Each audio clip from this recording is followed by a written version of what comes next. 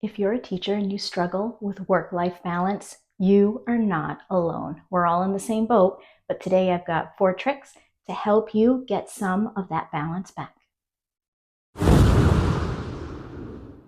Hi friends, my name is Kim and I'm a high school science teacher, mentor, and resource creator on TPT.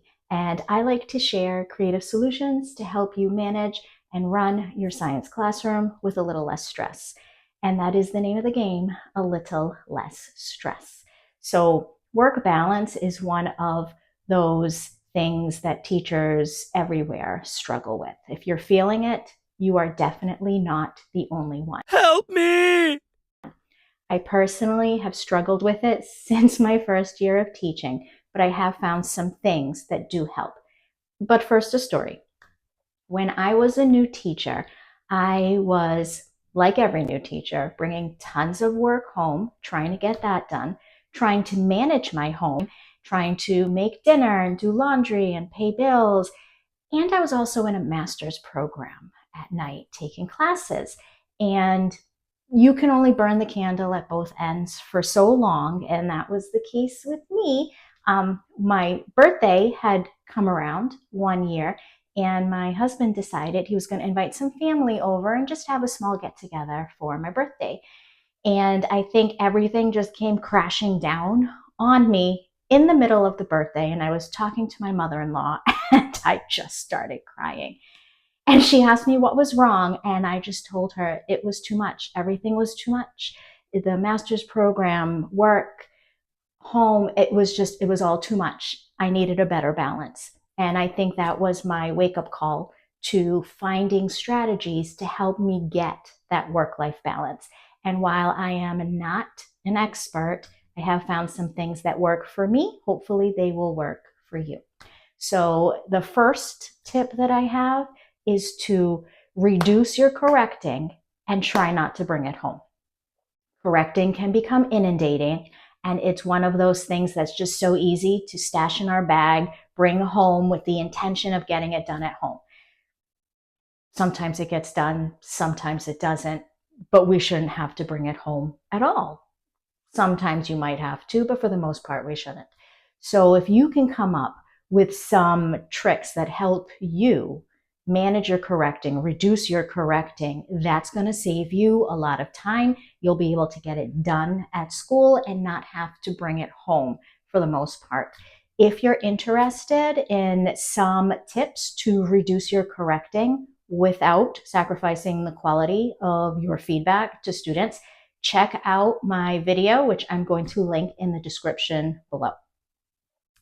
The second thing that I have done is I have changed my mindset to realize that I don't have to create everything from scratch for my students.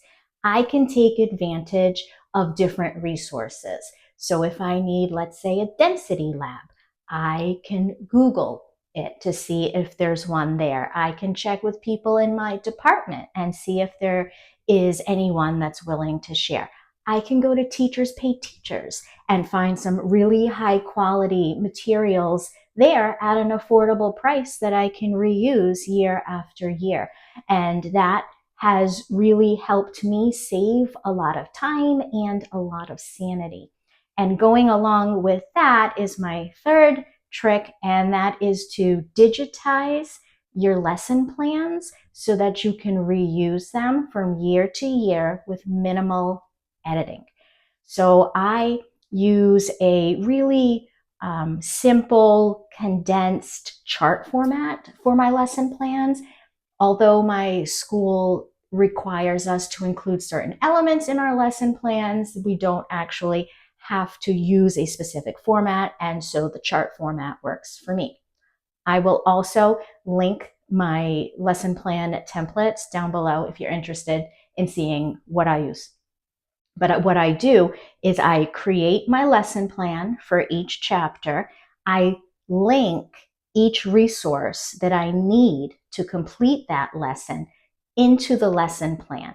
And so next year, when I have to teach that chapter, I'm going to bring up the lesson plan, tweak whatever I want to tweak that maybe didn't go so well the previous year, but for the most part, it's done. And all my resources are digitally linked to the lesson plan. I can just print and copy, and I'm done with my lesson planning for the week. And I don't have to bring it home. That's the key. Don't bring it home. And then my fourth tip, this is more of a classroom management tip, because I think a lot of our stress is what we mentally carry home with us from the classroom.